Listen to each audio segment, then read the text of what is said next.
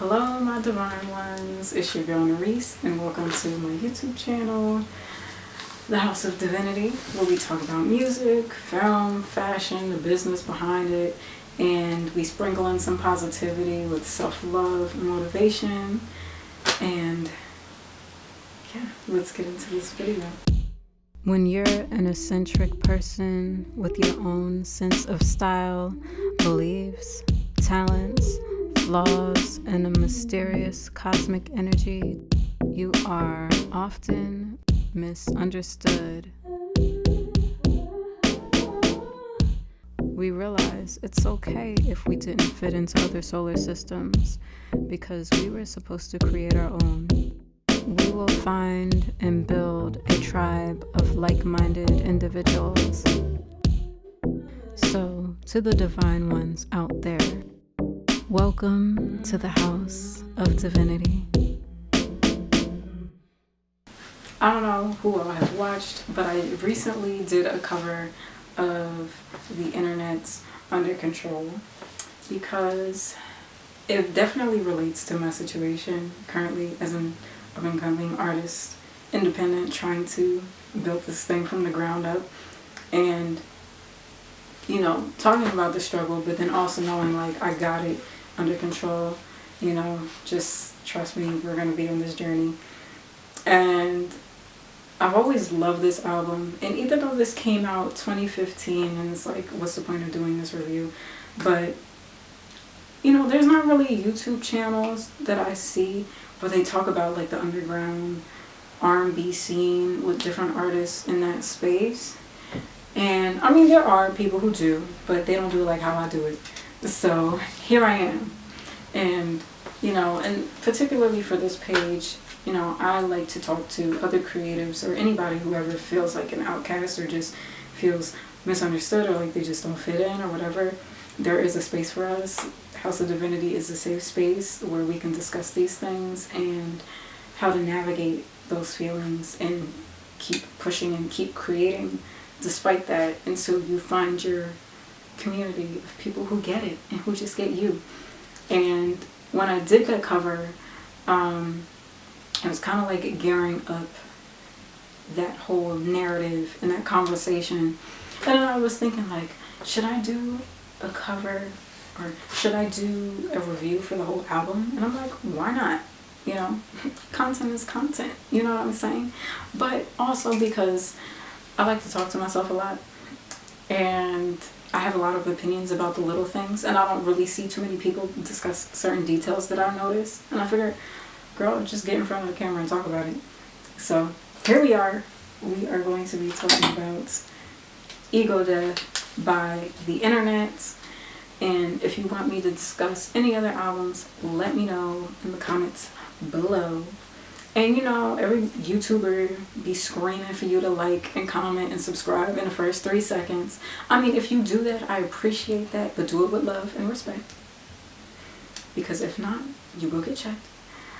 But I say watch the video first, check out the vibes, see if this tea is what you enjoy, and if not, be on your merry way.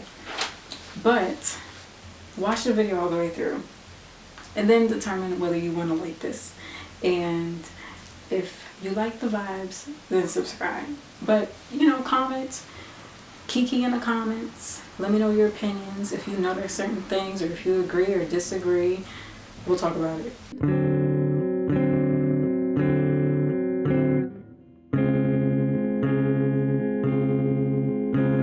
An overall opinion that I have about this album is that it's a pretty flawless album.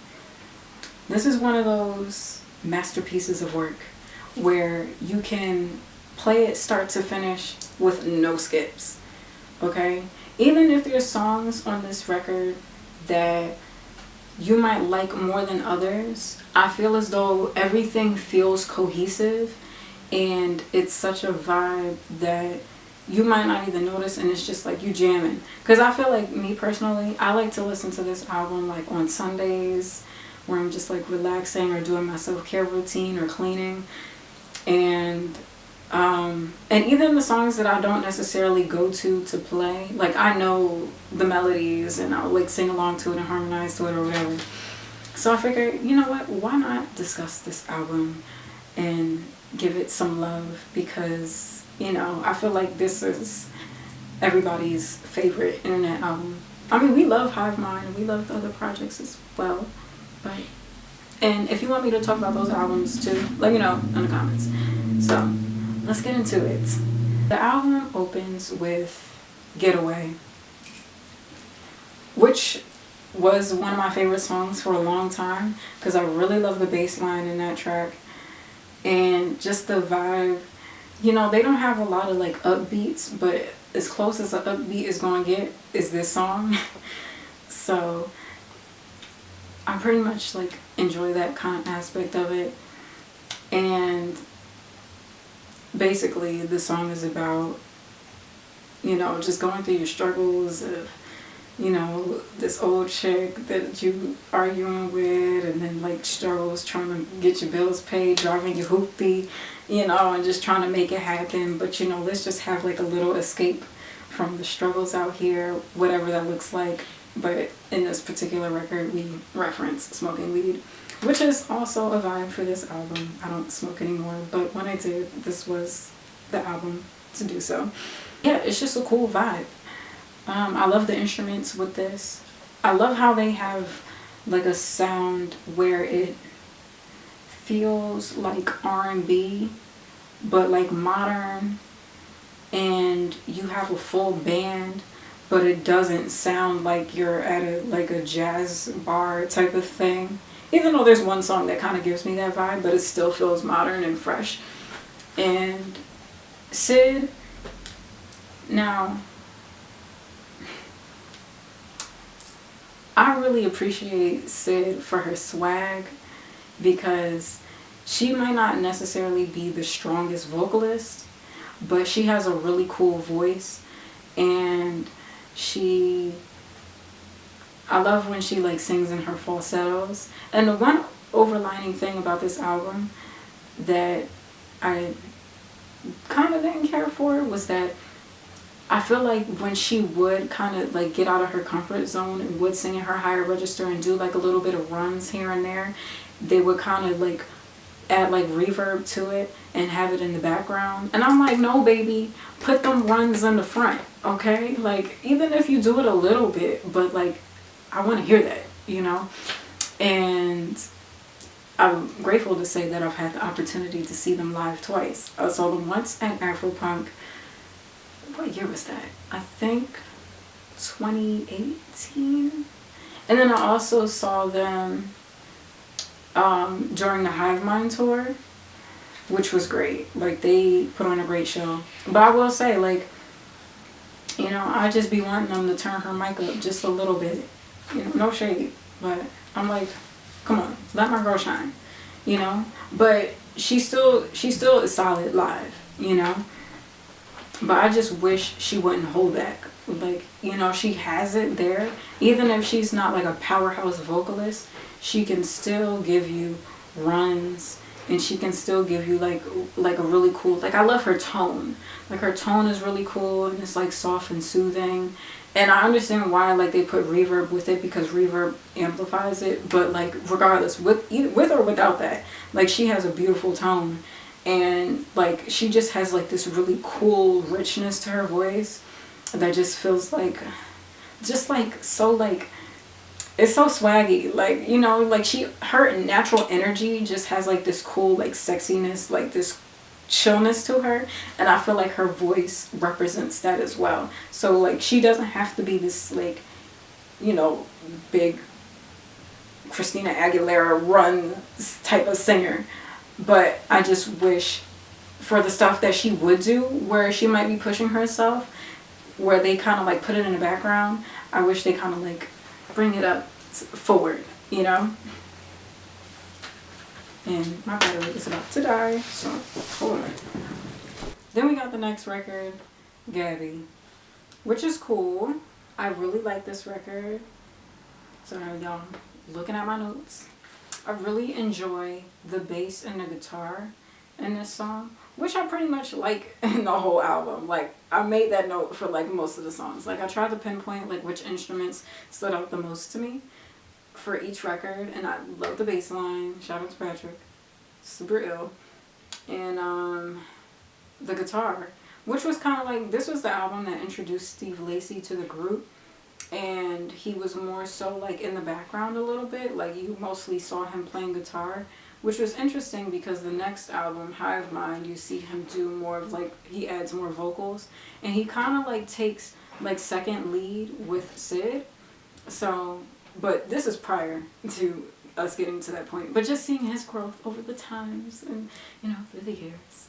But yeah, so I really love the guitar parts here, and I feel like it was a great addition to the group in comparison to like their sound in the previous albums. Like, I feel like their previous albums had more of a like a, I don't know how to describe it, like a bandy sound. I don't know how to, if that makes any sense, but I feel like they still sounded like a band because everything was cohesive, and you have the instruments, like the live instruments, but it felt more modern and it felt more fresh, if that makes sense.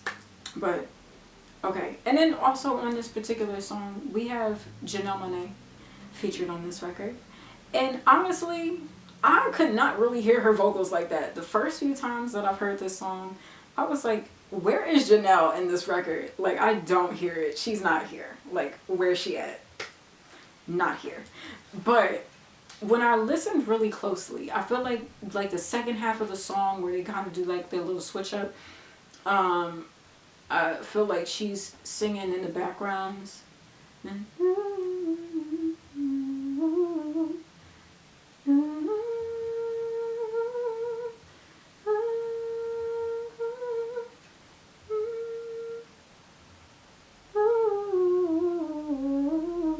Like, those parts, I felt like, okay, that was probably her.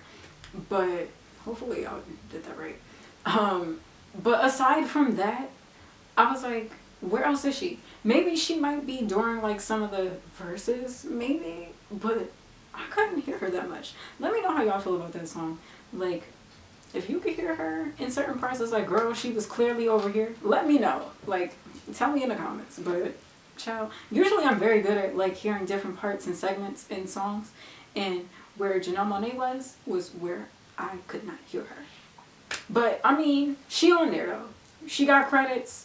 She on the album, so she there. So the next track after that is Under Control, and which, if you haven't watched, I did a cover of this, so be sure to check that out. I'll probably link it here somewhere or in the description, probably both. I don't know, I'm still figuring this whole YouTube thing out, but check it out and let me know what you think. Did I kill it?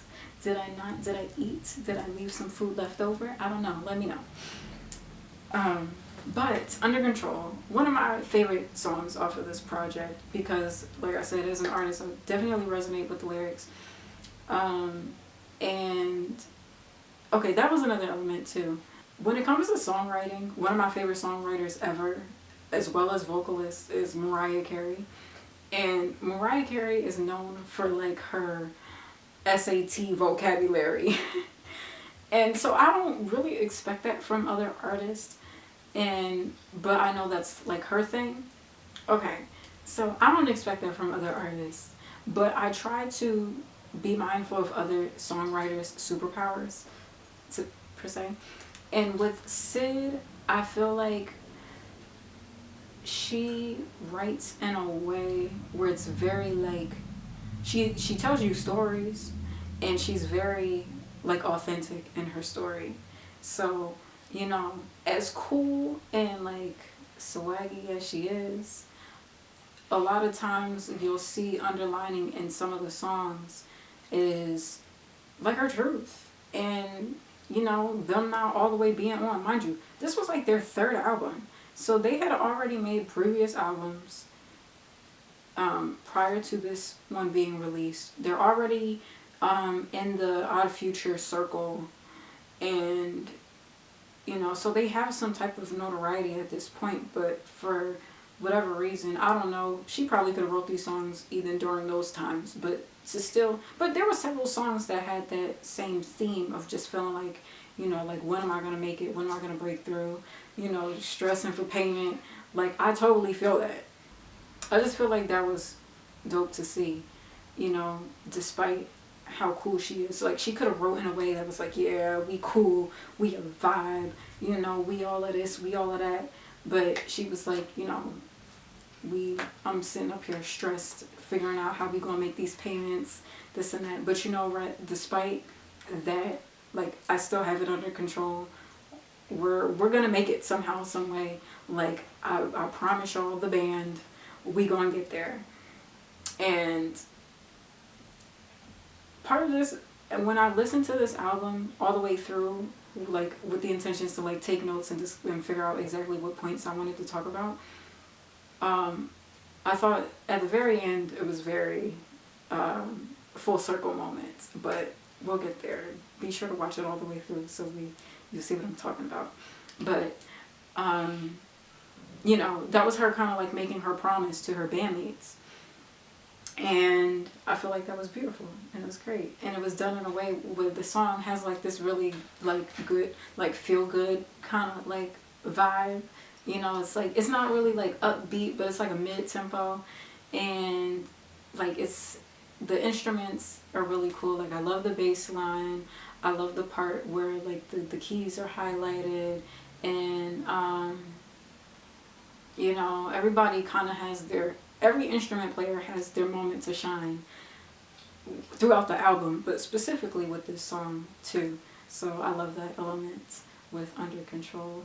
The next record is Go With It featuring Vic Mensa. I really enjoy this record because that bass line in the beginning,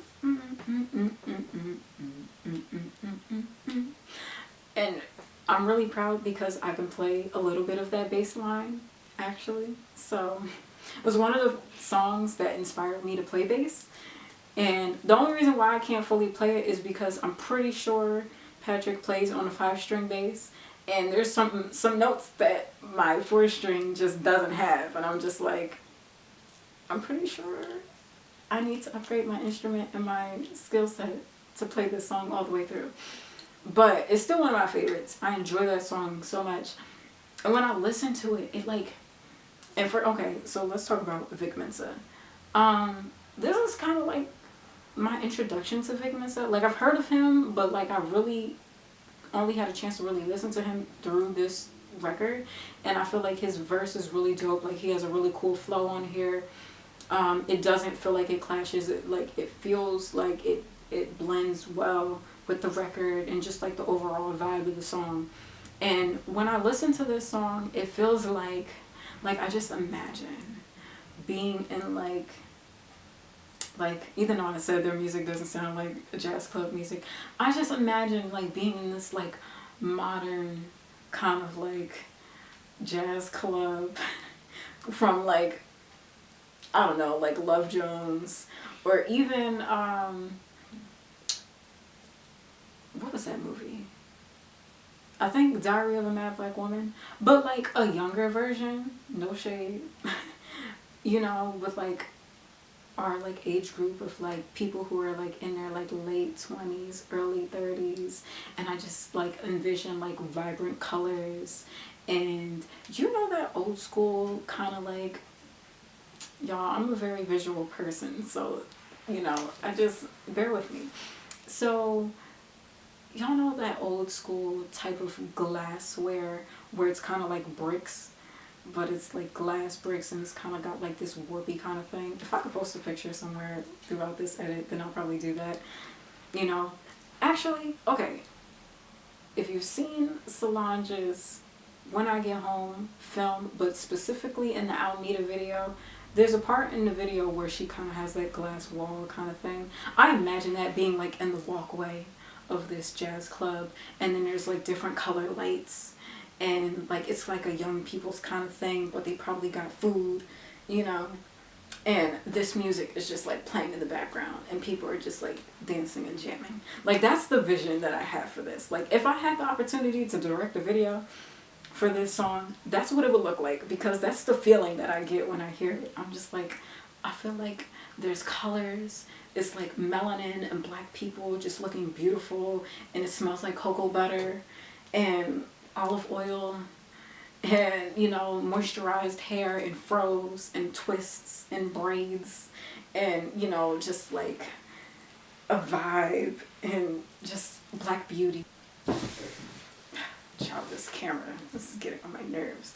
But it's just this black beauty and just like youthful, but like grown, but like sexy, and just black beauty overall. That's just how I feel when I hear this song.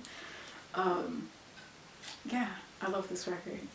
Yeah, and it just, the lyrics pretty much nods towards Sid's like smoothness and swag and all of that. Like that definitely shines throughout the song. There's quite a few songs where she just like spitting her game basically, and this happens to be one of those records. Oh girl, it's all good, all good. I like it. Oh, I love this song so much. I can't sing on here. Maybe like the version of this video where I sing to the songs might be on Patreon, but you know, I'm not trying to have YouTube get me with these copyrights. Not me, girl. We're trying to get monetized over here, okay? I'm trying to think what part made me think maybe say that. Okay, I'll just live on my notes. Man, what about on my notes? Okay, so the next song that we have is Just Saying / I Tried. I also really like this song as well. I don't really go to this song, but it's one of those ones where if it's on, I'm gonna sing along to it. But I realize I like the I Tried record a little bit more than Just Saying. Like Just Saying is cool, like it's a cool vibe, like the bass is real, like it's a simple bass line, but it's kind of like a vibe. And I feel like the vibe of the song fits the lyrics. Like it's kind of like this dark, like you forgot, I want you. Like it fits, the tone of the song melodically fits the lyrics, which I like. There's quite a few instruments that I like in this particular song. This is one of the few songs where I didn't really care for the bass line. It was very simple. It was just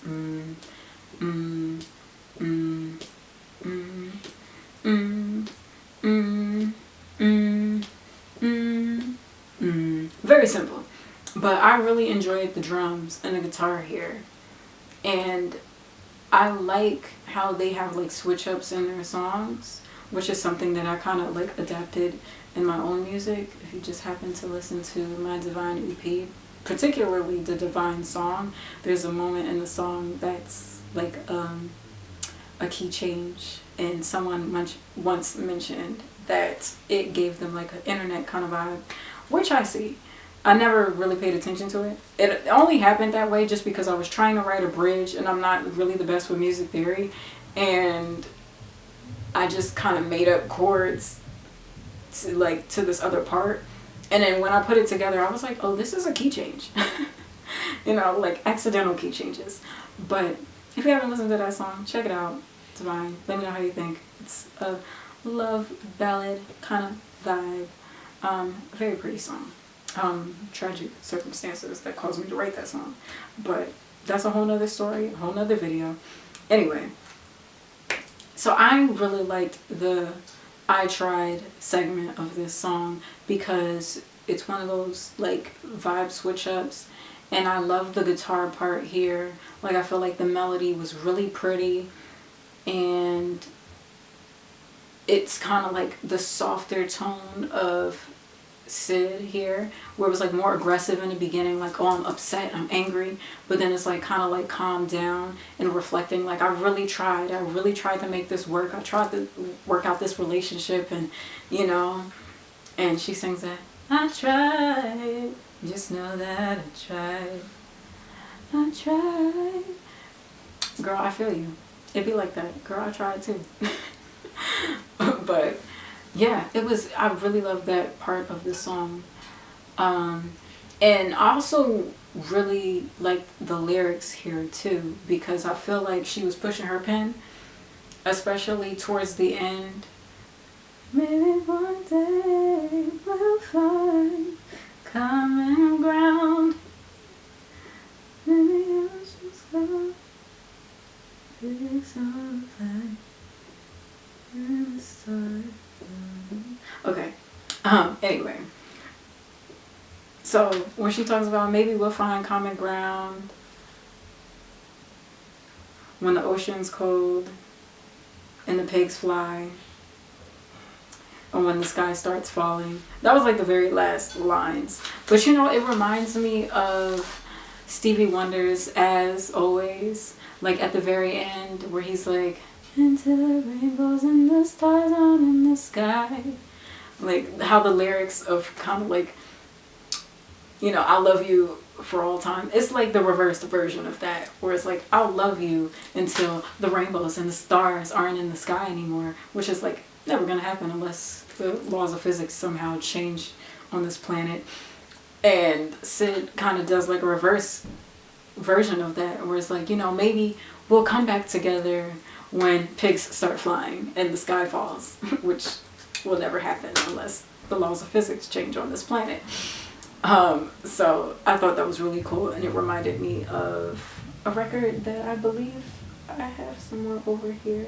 No, actually I have Hotter Than July, as isn't on that record. But yeah, I enjoyed her lyrical play there. Maybe when tree starts falling. Then our next record is For the World. Another one of those records where it's not my go-to record, but again, if it's on, I'm gonna sing along to it. You know, I won't skip it because this album don't got no skips. You know, skips don't exist on this album. But I do enjoy this song to a degree. I never understood the context of this song until I really took the time to read the lyrics. Because you know how you just be singing along the songs and you make up your own lyrics, and then when you actually read the lyrics, you're like, oh wait, hold on. We are singing two completely different songs. This was one of those songs. Until I read the lyrics, and it's basically her saying like I would kill for you. You know, like I love you that deep, but I really don't want to have to do all that. I'd rather just chill with you. I know that that's what she was talking about, because there's a part in the verse where she's like singing real quick, and I'm like, I don't know what she's talking about right here, but it's a vibe. You know. And this also features what's that guy's name? Ooh, y'all are really testing me on some stuff that I hate to say it. I hope I don't sound ridiculous. I don't know who this man is. This record features James Fauntleroy. I hope I said his name right. If I didn't, my bad. Forgive me. Some of the features, like, I don't really recognize, because I feel like a lot of times the features don't really feel like full-on features. Like, I feel like they like doing the background vocals, you know. Like, that's how I felt with the Janelle Monáe record and this one, which he was doing the harmonies like in the the pre-hooks, I believe, and in some of the verse. The only feature that felt like a legitimate feature to me was Vic Mensa, because he had like his own part or whatever. And plus he's a rapper, so like that makes more sense. Like, I mean, and Kaytranada too, because like his style is kind of like a signature where you're like, okay, you can tell this is a Kaytranada beat, but we're not on that song yet. But yeah, this was a cool song. It was alright, you know, it was a vibe. But like, if it's on, I'm gonna sing along to it. Not my favorite record, but it's a cool vibe. It's a lot of echo on this particular song. For the world, world, world, world, world. And I'm like, okay. All the worlds, worlds, worlds, worlds. So speaking of Kaytranada, actually, I had a feeling that might have been the next song. So the next song is Girl. And you know, I enjoy this song when I hear it. Like, if I'm in a space, like, out somewhere, and then they play this song, I jam, because it's like, oh yes, y'all playing the internet, y'all playing Kaytranada. And I'm a fan of both bands. Like, I have Kaytranada's record in here too. I love Kaytranada's remixes and even his own music. But I will be honest and say this isn't my favorite song. Like, I remember when I used to go to karaoke, like, you know, I would be asked to sing this song. And I would just be like, this isn't really a singing song. Like, this isn't a song that I would think to, like, want to sing. It's a cool vibe, though. Like, it's totally a vibe. Like, the video kind of gives me exactly what the song is, like, outer space, like, hippie stoner vibe, which it is. But, like, I don't know, it's just not my favorite record. And, you know, I'm just like, I love both artists, but I don't know, it doesn't all the way do it for me. I don't know, don't come for me, y'all. But I mean, in comparison to like other internet songs and other Kaytranada songs, this isn't my particular. But if this song plays somewhere, then, you know, I'm a vibe out to it, girl. Yes, yes. They don't know your worth. Ooh, yeah. But like, it's a vibe. Like, it's a cute melody. But I don't know, it's not my favorite. But I do enjoy it though. And I feel like the message is important in the song. Even though it's another one of those, like, Sid is trying to like spit her game, but she's spitting her game in a way where she's giving you like affirmations of like self-worth and, you know, seeing and appreciating the girl that she's trying to speak to. So I appreciate that. I do love that element with this song. So, you know, don't come for me, y'all. There was another point that I wanted to mention. So like what I was saying earlier about Sid,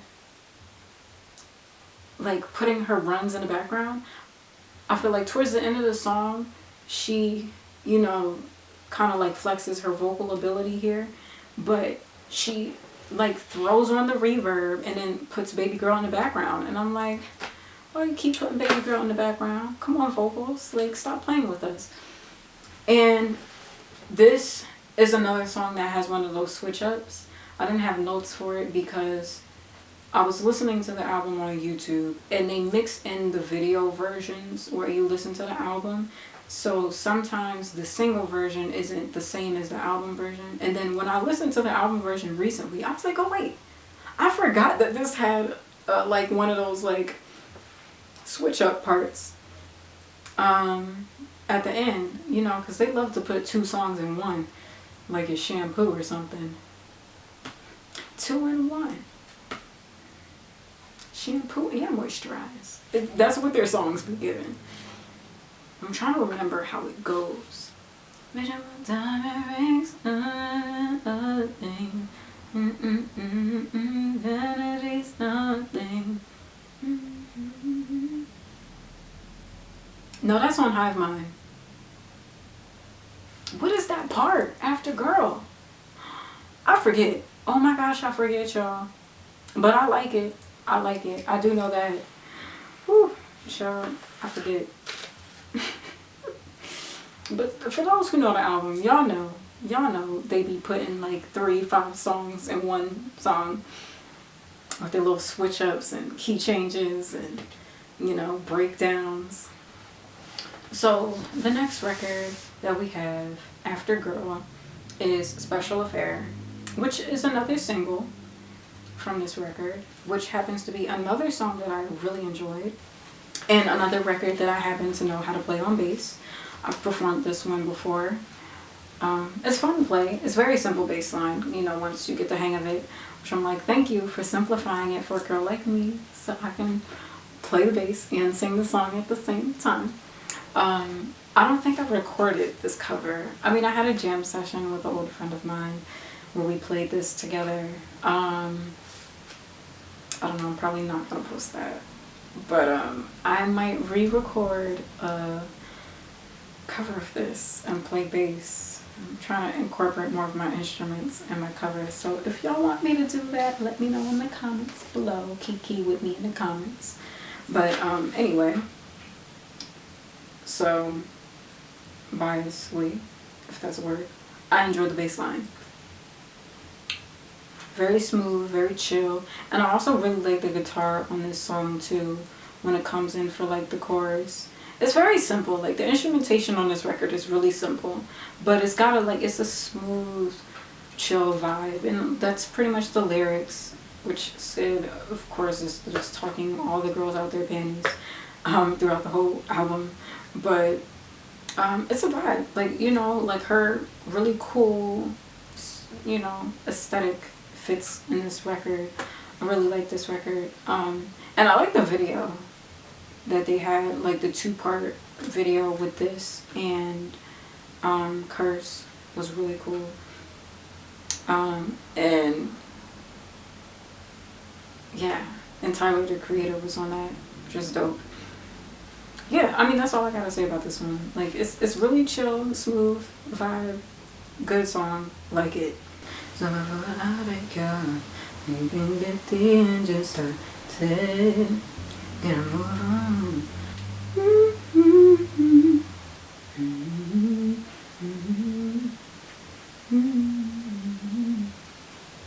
Something Was Missing is the next record, which I do really enjoy this song. I don't really go to this song because I forget how much I like this song until it's playing and I'm like, oh yeah, this is a bop.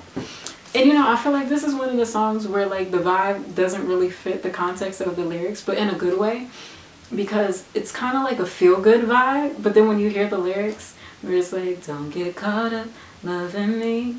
And I'm like, oh, Sid, why you spilling the tea? I don't want to be without you, babe. Love that song. But I really love the bass line. I love the drums. I love like the Congo kind of vibe with the drums too. Oh, I had a lot of notes for this one. Another song that this kind of reminds me of, where like the feel of the melody might not necessarily feel the same as the lyrics, reminds me of Marine by Sade. I believe that is on the Promise album, like as like one of the last few songs. It's a song about Sade's friend who passed away, but it has like this upbeat, lively feel, and she did that intentionally to represent like the spirit of her friend and how her friend makes her feel, even though like the context of the song is really sad, but the feel of the song is so upbeat. But apparently, side note and fun fact, the family of her friend Maureen didn't really like that song and felt like it wasn't tasteful, just because of how much the sound contrasts the lyrics. So she doesn't perform that song because of that.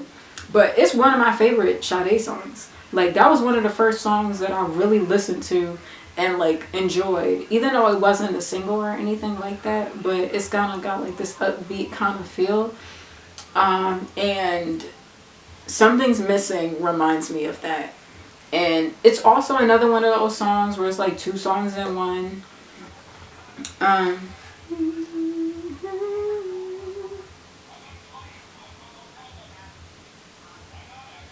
Okay, so most of the album you hear Sid kind of talking about trying to make it, showing up for her band, her like situations and relationships, whether she's like trying to talk and get a girl, and then you have Just Saying, where it's her kind of expressing her frustrations in a relationship that didn't really pan out that well.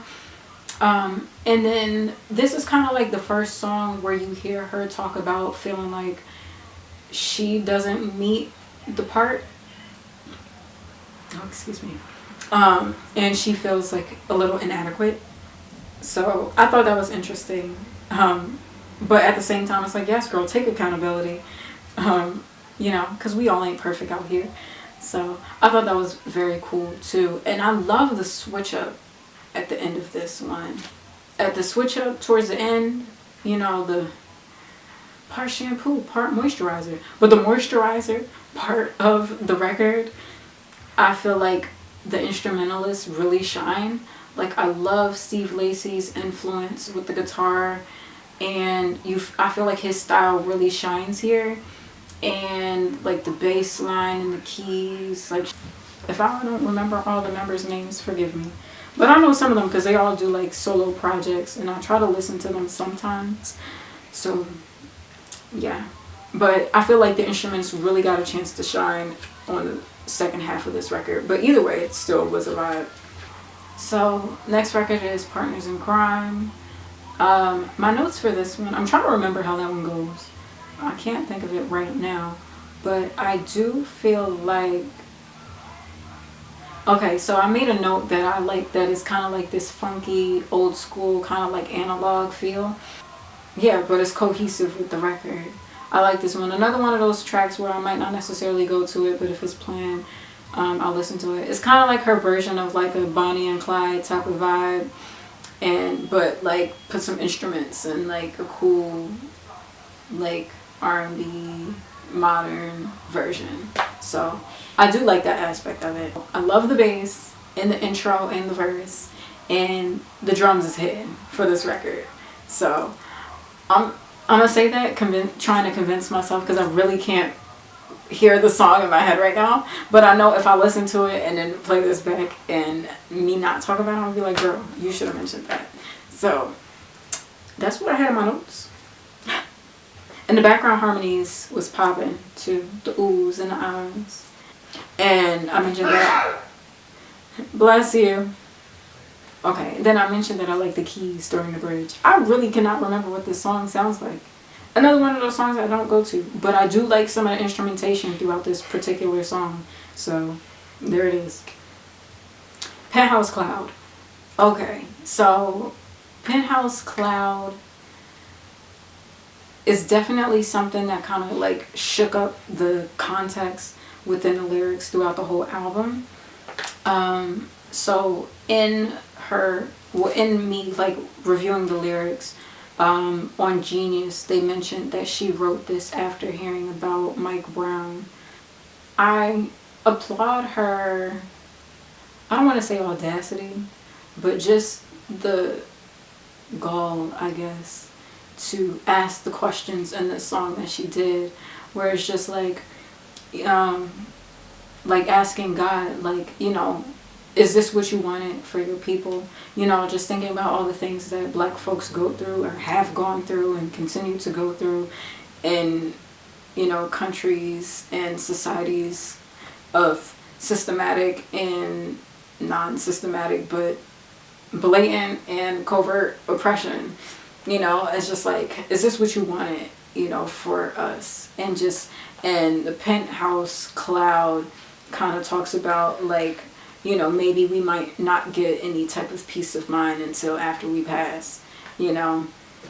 But just like having those questions of just like, why do we have to constantly go through this? And, you know, like, what is the point of that? And that's so valid, because I feel like in those times where I hear different stories that pertain to another black person being killed, another act of like police brutality, it's just like, how long do we have to keep fighting this fight, and what for? You know, like, why do we have to keep fighting this fight? You know? And I don't know, I feel like this was one of those songs where I totally resonated with the lyrics, but it was from a perspective that I hadn't thought about. And not only that, but I feel like something else that she mentioned was that it wasn't one of those songs where it was intended to be like uplifting and like, you know, like, let's power through, we'll fight through this. But it was a song that just sat within the question. You know, there wasn't a particular answer or anything that was supposed to be like a resolution, you know, because it's an ongoing thing that we deal with as a community. But it raised the question, like, she wrote the song full of questions because that's how she was feeling in real time after hearing about Mike Brown being shot and killed.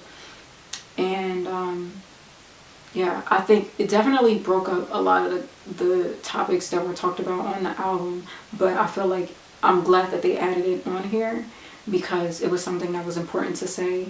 And I feel like a lot of people can relate to that feeling but might not feel comfortable questioning God.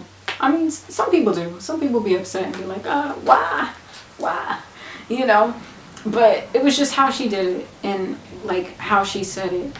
And I really respected how she wrote this song. This happens to be another song with a switch up at the end.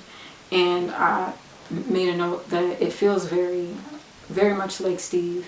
Yeah. Okay, so I remember this. I personally didn't. I liked the switch up. Like, I liked it melodically. I just didn't like the placement of this on the song. Maybe it was there to kind of like break up the sadness kind of vibe. But I don't know. I just feel like that particular part could have been on a different song. But either way, I still liked it. Like, it's not like I'm not going to listen to the song. But I don't know. When I like really thought about it and after like reading the lyrics and then tried to think about each section of the album and how each song flowed into the next thing, I remember like feeling like, you know what? Now that I'm really paying attention to this, I feel like it's really interesting how they placed that there. And that reminds me, I forgot to mention something else on one of these other songs. At the end of For the World, I might just edit this into that section. Okay, so at the end of For the World, somebody's telling this story. It's like a memo of them telling the story of how they're DJing and then trying to get everybody to like get together and like work on music, but everybody's high because they're smoking weed. I don't know, I just thought that was funny. It was random, but I like that element of them kind of like telling a story and it just sounding like, you know, just hanging out with like your band or like your friends and you're just talking and chatting and catching up and stuff and telling little stories here. I feel like it was an element to the album that kind of humanized the band. Because sometimes where you know an artist just for their art, you forget that they're people and they have lives, and in the midst of them making this music, it's a process of them like getting together. How you been? What's up? Ooh, that bass line is really cool. I like that part like there. Let's loop that right here. Like it's a conversation that's happening here, and you know, and it's getting together with people and hoping that there's some form of synergy and the vibes are right, you know. And to see that element and them kind of tell that story and have that laugh and put it in the middle of the album, I feel like it was a cool way to humanize the band members and just the journey of them making the album, you know, and just trying to rally up everybody and try to be like focused and really like make the music and everybody's just kind of like doing their thing. And, you know, and I've definitely been in that space before where I've like, you know, linked up and been like, all right, y'all, let's try to rehearse, let's practice these songs. And then, like, you know, people on their phones or, you know, or whatever the case may be. So, like, it was really cool to hear that moment. And I never really appreciated it, like, through the many times I've heard this album. But again, like, when I was listening to it with the intent to, like, pay attention to all the details and make notes for the things that I noticed, I felt like that was a really cool element to add as well. And it kind of, like, was like a midpoint in the album a little bit, and you kind of get that again at the very end. And of course, like I said, keep watching and to hear what I say on that and how I feel like it kind of adds to the full circle moment of this album.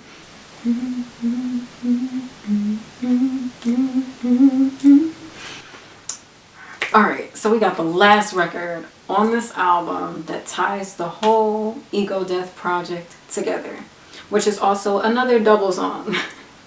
Which, you know, it's 12 songs on this album. It's really like 20. If you like break up all the double tracks or like anytime there's like a transition or like a key change or something funky happens, there's so many like, I'm gonna just call it shampoo songs where it's like shampoos and moisturizers or like conditioner. I don't know. One of those products when, you know, it's like 2-in-1, 4-in-1. That's literally how they make these songs. But I love it though. I'm here for it. So Palace into Curse. Why they ended it that way, I'm not sure. But it's a vibe though, melodically. So Palace is like a really cool vibe. We hear a little, well, we hear this whole segment. Palace and Curse at the end of the Special Affair music video.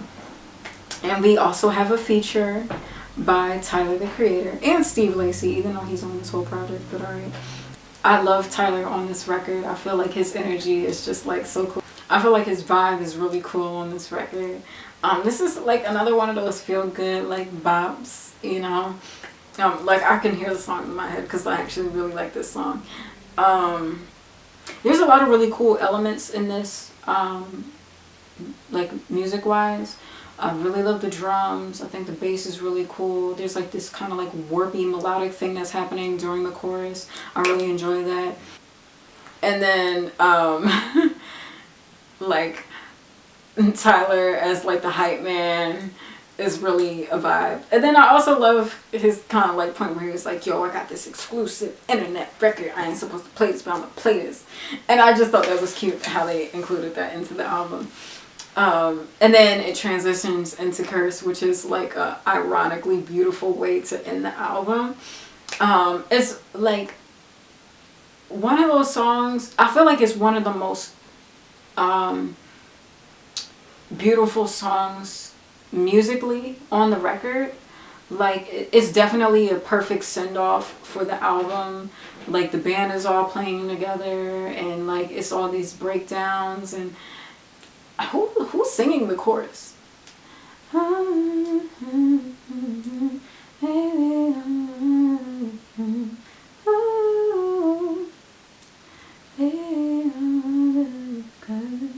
Like such a vibe. I love that. I love this song. And this is another one of those songs, Sid, where, you know, she kind of stretches her vocal ability and she does the like the build up at the end. But she throws the reverb and then puts her runs in the background. And I'm like, baby girl, if you don't put these runs in the front of the song, like, come on. But like, I get it. Like, I don't know if that's like a self-conscious thing. I don't know what that is. Or maybe it was just stylistic. I don't know. But I don't like it. I want her, like, I don't mind reverb. Like, I love a good reverb, okay? Okay? I love a good reverb. I feel like she already has a softness to her voice. And when she actually kind of like stretches her ability to kind of like sing higher or like sing more out or project more and then do some kind of like, you know, like some ad-libs here and there, give me that. But I don't want it to feel like she's hiding it behind the instrumentation, you know. But it was great though. I still love that song. I love that song very much. It's about a banger, all of that. And I listen to it often. But that was my only complaint about that. Was just like, yes, you're giving me that, but I need more of it, you know, in the front. But she does that. She's gotten better with that for later projects. But, you know, I'm critiquing, or not critiquing. Fuck a critic's advice. You know, I'm just giving my opinion on that particular record. The piano at the very end, after like all the instruments kind of fade out and it's like the keys just kind of playing and going off. Oh my gosh, love it musically. So great.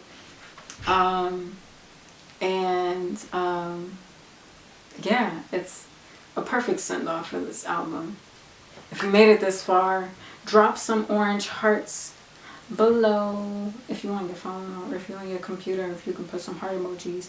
I want to see the orange hearts, orange and blue, because you know, for the album cover here.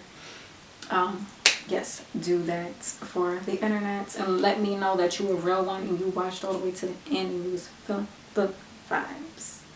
Okay, so we completely end the album on this voice note. I forget who it is. I don't forget. I just didn't know. I know who it was.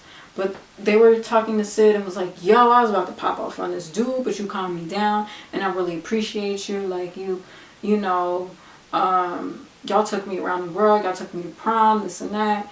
And I really appreciate all the opportunities that I was able to get. Like, y'all really my family. I love y'all. and I'll see you tomorrow.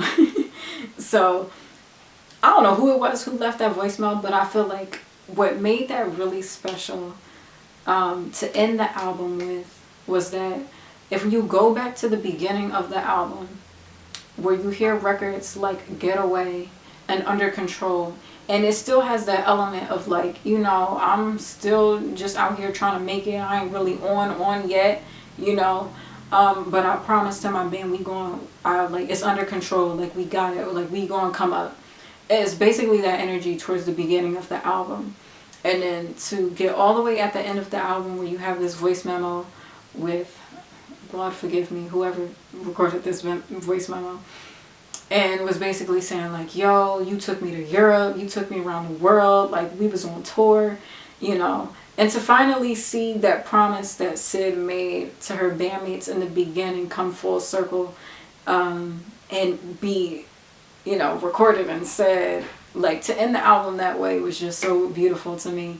And like, you see like the power of manifestation, and despite, you know, being in that struggle and feeling like, yo, when am I gonna make it? When we gonna come up? Like, I'm tired of chasing this bag, like trying to make ends meet, like, you know.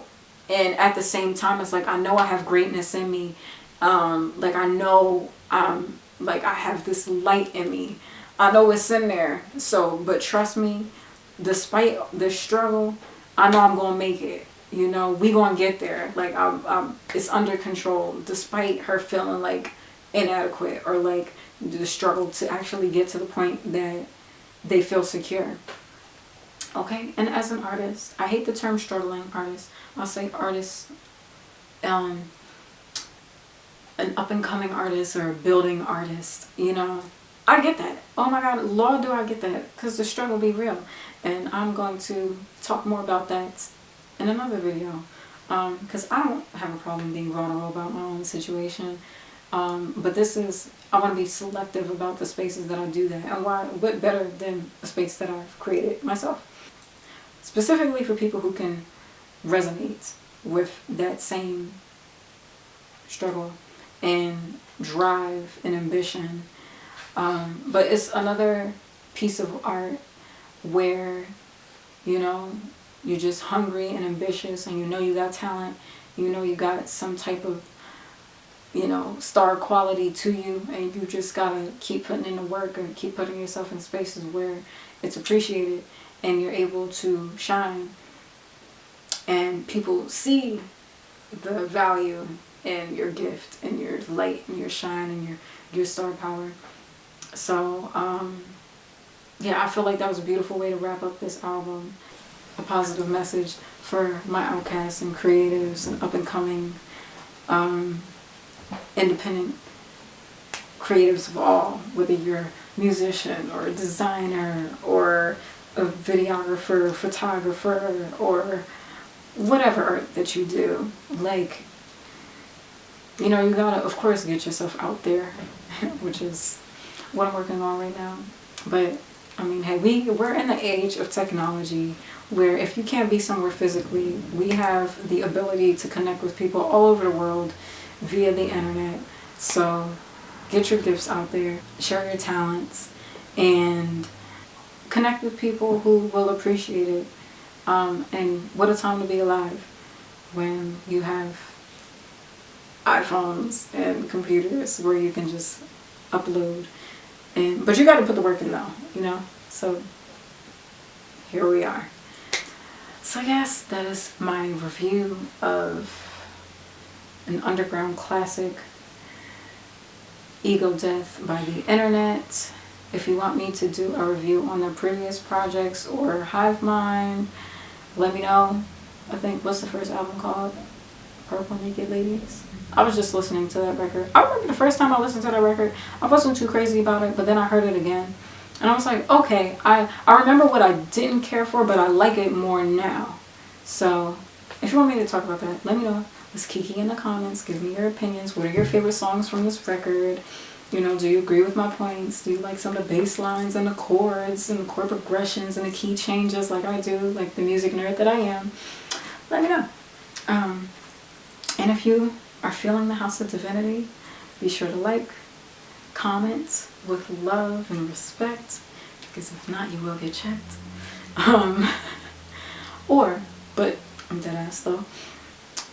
And subscribe and join the Divine Ones. And be sure to keep up to date with weekly releases where we'll talk about music, film, fashion, the business behind it, and sprinkle in some positivity with self-love, self-care, affirmations, motivation, personal development, that whole vibe. Because as up-and-coming artists, we need a lot of that. And you know, belief in yourself is one thing, but there's definitely times and moments where circumstances might knock you down, but you got to keep going. And this is the space where you'll be able to find that motivation and inspiration, whether it be through art or just pure motivation. Alrighty, y'all. To my Divine Ones, I love you very much. Thanks for watching. Be sure to watch more videos and share with your homies, you know. And I will see you next time.